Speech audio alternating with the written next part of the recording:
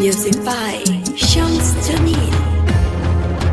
Mix by Chandni मुझे Digital Recording Studio, Ramnagar. रुलाते हो तुम, रुलाते हो तुम, रुलाते हो तुम, रुलाते हो तुम। मेरे भैया मुझे क्यों रुलाते हो तुम, मेरे भैया मुझे क्यों रुलाते हो तुम। राखी का दिन है आज क्यों ना आते हो तुम, राखी का दिन है आज क्यों ना आते हो तुम। मेरे भैया मुझे क्यों रुलाते हो तुम, मेरे भैया मुझे क्यों रुलाते हो तुम।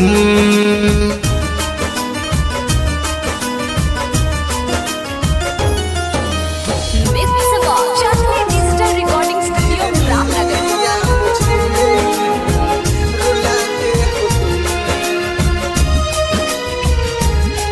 अगर प्यार है मुझसे आ जाते हर साल को, माँ मुझे कहती है राखी बांधो मेरे लाल को, लाल को। भैया भैया अगर प्यार है मुझसे आ जाते हर साल को, माँ मुझे कहती है राखी बांधो मेरे लाल को, लाल को। राह देखती हूँ तेरा क्यों सताते हो तुम, राह देखती हूँ तेरा क्यों सताते हो तुम। राखी का दिन है आज क्यों ना आते हो तुम, राखी का दिन है आज क्यों ना आते हो तुम।